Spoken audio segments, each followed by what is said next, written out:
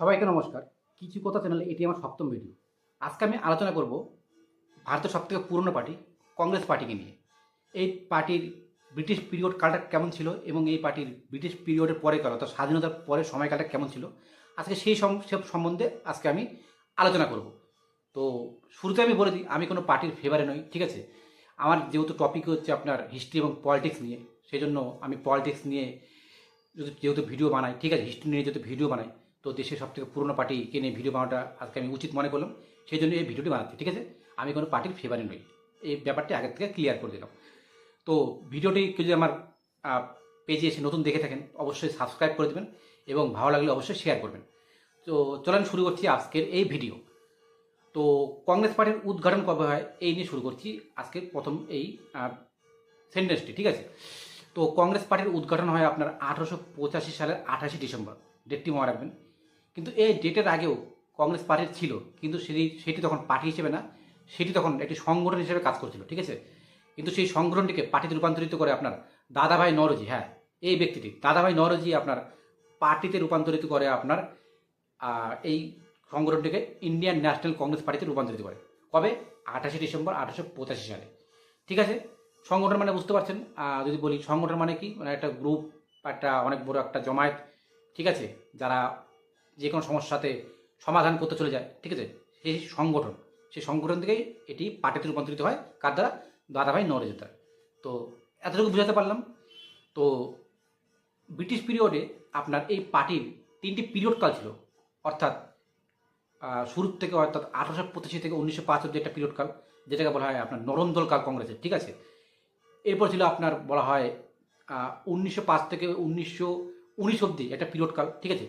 এটি ছিল আপনার একটা বলা যায় যে একটু উগ্র মতবাদ কাল, ঠিক আছে। এরপর ছিল আপনার 1919 থেকে আপনার 1947 অব্দি, ঠিক আছে, একদম স্বাধীনতার সময় অবধি একটা বলা যায় যে একটা মানে গান্ধীজির যে এন্ট্রি হয় এই আপনার কংগ্রেস দলে, সেই সময়কালটা, ঠিক আছে, এবং যখন বড় বড় আন্দোলন হয় এই সময়কালটা, এটি একটা পিরিয়ড কাল, ঠিক আছে। তো শুরু করছি আপনার নরম দলকাল, অর্থাৎ 1885 থেকে 1905 অব্দি এই পিরিয়ড কালটা। এই পিরিয়ড কালে কী ছিল, আপনার কংগ্রেসের যারা নেতা ছিল, বড় বড় নেতা, ঠিক আছে, দাদাভাই নওরোজি, ফিরোজ শাহ মেহতা, গোপাল কৃষ্ণ গোখলে, এরা কী করেছিল আপনার কংগ্রেসের যারা আপনার ইংরেজের তো তখন শাসন ছিল ভারতে, তো এরা কী করছিল মানে আপনার রিকোয়েস্টের দ্বারা, বা বলা যায় যে আপনার কি বলবো, মানে হয় না একটা মানে খুব নরমভাবে কংগ্রেসের আপনার ইংরেজদের যারা শাসন ছিল তাদেরকে, মানে যারা আপনার বড় বড় অফিসার ছিল তাদেরকে খুব নরমভাবে তারা রিকোয়েস্ট করতো যে এই সিস্টেমটা একটু চেঞ্জ করলে ভালো হয়, খুব অসুবিধা হচ্ছে দেশের নাগরিকদের, খুব নরমভাবে বলতো, ঠিক আছে। তো এটা ছিল আপনার নরম দল কাল, ঠিক আছে। এরপরে আসছে আপনার একটু মানে নরম দল থেকে একটু উগ্র মতবাদ আসলো, ঠিক আছে, কংগ্রেস নেতাদের। এই পিরিয়ডটা ছিল আপনার 1905 থেকে আপনার 1919 অব্দি। 1905 থেকে কেন আসলো এই পিরিয়ডটা? কারণ 1905 সালে আপনার লর্ড কার্জন নামে এক ব্যক্তি বাংলার যে পুরনো আপনার যে বাংলা ছিল, ঠিক আছে, যেটি আপনার বিভক্ত ছিল না, সেই অবিভক্ত বাংলাকে বিভক্ত করে লর্ড কার্জন নামে এই ব্যক্তিটি, ঠিক আছে, যার ফলে কিন্তু কংগ্রেসের নেতাদের মধ্যে একটা উগ্র মতবাদ আসে, ঠিক আছে। এবং এই পিরিয়ডের আপনার নেতারা ছিলেন হচ্ছে আপনার লাল বাল পাল। লাল মানে লালা লাজপত রায়, বাল মানে বিপিনচন্দ্র পাল, ঠিক আছে, এবং আপনার বাল মানে বাল গঙ্গাধর তিলক, ঠিক আছে। এরা ছিল আপনার এই তিনজন প্রমুখ নেতা বলা যায়, ঠিক আছে, এই আপনার উগ্র মতবাদ কালের। এরপরে আসি আপনার 1919 থেকে 1947, এই পিরিয়ড কালটাতে কিন্তু আপনার গান্ধীজির এন্ট্রি হয়, ঠিক আছে, কংগ্রেসের দলে।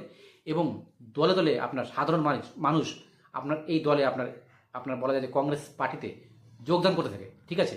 এবং এই পিরিয়ডকালেই আপনার বড় বড় আন্দোলন হয় ইংরেজদের সঙ্গে। আন্দোলনগুলো কীরকম? যেমন 1920 সালে অসহযোগ আন্দোলন, 1930 সালে সবিনয় অবজা আন্দোলন, এবং 1942 সালে আপনার ভারত ছাড়ো আন্দোলন, ঠিক আছে, যেটি আপনারা ইতিহাসের পাতায় অবশ্যই পড়েছেন, ভারত ছাড়ো আন্দোলন, ঠিক আছে। এটি কিন্তু আমরা কংগ্রেসের দ্বারাই কিন্তু নেতৃত্ব দ্বারাই কিন্তু এই আন্দোলনটি হয়েছিল, যেটি এখানে অন্যান্য আরও কিছু ব্যক্তিরও আপনার হাত ছিল, ঠিক আছে। যেমন বলা যায় যে আপনার 1 নম্বর হাত নেতাজি সুভাষচন্দ্র বোস, ঠিক আছে, এনারা কিন্তু একটা বড় অবদান রয়েছে এই ভারত ছাড়ো আন্দোলনের পিছনে, ঠিক আছে। তো এটিতে চলে আসলো আপনার ব্রিটিশ পিরিয়ড কাল, ঠিক আছে। কিন্তু ব্রিটিশ পিরিয়ডের পরের কালটা শুরু হচ্ছে এখন থেকে, ঠিক আছে। ব্রিটিশ পিরিয়ডের পরের কাল থেকে বলা যাচ্ছে যে আপনার 1947 থেকে এখন অব্দি যে পিরিয়ড কালটা, এই পিরিয়ড কালটা নিয়ে আজকে আমরা আলোচনা করছি, ঠিক আছে। তো এই পিরিয়ডকালে কী ছিল, এই পিরিয়ডকালে আপনার প্রথম প্রধানমন্ত্রী ছিলেন আপনার কংগ্রেসের হচ্ছে জওহরলাল নেহরু, ঠিক আছে। ইনি আপনার 1947 15 আগস্ট থেকে 27 মে 1964 পর্যন্ত মানে ভারতের শাসন করেছিলেন, ঠিক আছে। ভারতের প্রথম প্রধানমন্ত্রী ছিলেন, অর্থাৎ বলা যাচ্ছে যে 16 বছর 286 দিন, 16 বছর 286 দিন তিনি রাজত্ব করেছিলেন আপনার ভারতের প্রথম প্রথম প্রধানমন্ত্রী হিসাবে, ঠিক আছে। এবং এনার শাসনকালে আপনার আইআইটি আপনার উদ্বোধন হয় দেশে আপনার 1951 সালে, ঠিক আছে। এইমস নামে যে প্রতিষ্ঠানটি এটি আপনার উদ্বোধন হয় 1952 সালে, এবং ডিআরডিও যে প্রতিষ্ঠানটি দেখতে পাচ্ছেন, ডিআরডিও কিন্তু আপনার উদ্বোধন হয় আপনার এই আপনার জওহরলাল নেহরুর নেতৃত্বে দ্বারাই, ঠিক আছে। কিন্তু 1962 সালে চীন ভারতের উপর যখন হামলা করে দেয়, কিন্তু সেই হামলা বা সেই যুদ্ধ কিন্তু জওহরলাল নেতৃত্বের দ্বারাই বলা যায় যে ভারত হেরেছিল। কারণ জওহরলাল নেহরু একটি নীতি আশেপাশে যত দেশ রয়েছে ভারতের তাদের সঙ্গে করেছিলেন। নীতিটি কি? নীতিটি হচ্ছে আপনার পঞ্চশীল নীতি বা সিদ্ধান্ত। এটির দ্বারা বলা যায় যে আপনার জওহরলাল নেহরু চাচ্ছিল যে আশেপাশের দেশের সঙ্গে একটা সুসম্পর্ক বজায় রাখবে, ঠিক আছে। আশেপাশের দেশের সঙ্গে জওহরলাল নেহরু বা কংগ্রেস পার্টি কখনো যুদ্ধ করবে না, কিন্তু এই নীতিরই সম্পূর্ণ উল্টো চাল চালে আপনার চীন, ঠিক আছে। 1962 সালে যখন আচমকা হামলা করে দেয় ভারতের উপর, ভারতের একদম উত্তর যে অংশটি রয়েছে কাশ্মীর, ঠিক আছে, লাদাখের উপর, ঠিক আছে, এই জায়গাটি তো পুরো পাহাড়ি এরিয়া ছিল। তো জওহরলাল নেহরু যখন সেনা পাঠায়, তো সেনারা তখনটা প্রস্তুত ছিল না সেই যুদ্ধর জন্য, ঠিক আছে। আবহাওয়া বলেন বা প্রচুর ঠান্ডা বলেন, জ্যাকেটের অবস্থা বলেন, পায়ের জুতো বলেন, তো এইসব কিছু আপনার বলা যায় যে অনেক সমস্যার কারণে এই যুদ্ধটি কিন্তু জওহরলাল নেহরুর নেতৃত্বে যেহেতু লড়া হয়েছিল, কিন্তু জিততে কিন্তু আপনার পারেনি, ঠিক আছে, ভারত তখনটা। এবং এর ফলে চীন বলা যায় যে প্রায় 38,000 বর্গ কিলোমিটার এরিয়া তখনটা কিন্তু আপনার চীনের দখলে চলে যায়, ঠিক আছে, এই যুদ্ধের দ্বারা, এবং প্রচুর সৈন্যকেও মারা যায়। এটি একটি সত্য ঘটনা। এই নিয়ে যদি আপনারা একটা আলাদা করে ভিডিও চান তো আমি অবশ্যই বানিয়ে দেবো, ঠিক আছে। তো অবশ্যই কিন্তু এই নিয়ে আপনাকে কমেন্টে জানাতে হবে। তো 1962 এই যুদ্ধ কিন্তু আপনার জওহরলাল নেহরু এটা বুকে লেগেছিল, ঠিক আছে। এই যুদ্ধ চীন যে আতঙ্ক করে হামলা করবে, এত বড় একটা অংশ জমি নিয়ে নেবে, জওহরলাল নেহরু আর সাদমা জওহরলাল নেহরু বরদাস্ত করতে পারেনি। যার কারণে বলা হয় যে গত 2 বছর অর্থাৎ 1964 অবধি, 1962 থেকে 1964 সাল অবধি, ঠিক আছে, জওহরলাল নেহরু খুব আপনার শাসনকাল ঠিকমতো তখন করতে পারেনি, এবং এর ফলে আপনার 1964 সালে সে মারা যায়, ঠিক আছে। তো এরপর আসে আপনার লাল বাহাদুর শাস্ত্রী পিরিয়ডকাল। লাল বাহাদুর শাস্ত্রী পিরিয়ডকাল আপনার ছিল হচ্ছে আপনার 9 জুন 1964 থেকে 11 জানুয়ারি 1966 পর্যন্ত। লাল বাহাদুর শাস্ত্রী আপনার দেশে জয় জওয়ান জয় কিষান এই নারাটি কিন্তু দিয়েছিল, ঠিক আছে, যেটি আপনারা কিন্তু অবশ্যই ছোটোবেলায় শুনেছিলেন, আমিও ছোটোবেলায় শুনেছি, ঠিক আছে, জয় জওয়ান জয় কিষান। 1965 সালে যে যুদ্ধ হয় ভারত পাকিস্তানের, পাকিস্তানকে একটা ভালো একটা শিক্ষা দিয়েছিল কিন্তু আপনার এই লাল বাহাদুর শাস্ত্রীর কিন্তু দ্বারা নেতৃত্বে, ঠিক আছে। এবং খুব দুঃখের একটা বিষয়, 1966 সালে খুব অল্প সময়ে, ঠিক আছে, বলা যায় যে আপনার তাসখন্দে হঠাৎ করে আপনার শোনা যায় যে প্রধানমন্ত্রী লাল বাহাদুর শাস্ত্রী মারা গিয়েছে, ঠিক আছে, যেটির কিন্তু রহস্য এখন অবধি আপনার বলা যায় যে খুব একটা সামনে আসেনি, ঠিক আছে। তো আসছি এর পরের পিরিয়ডকাল, অর্থাৎ ইন্দিরা গান্ধীর পিরিয়ডকাল। ইন্দিরা গান্ধীর পিরিয়ডকাল 1966 থেকে 1984 সাল, ঠিক আছে। এই পিরিয়ডকালে আপনার বলা যায় যে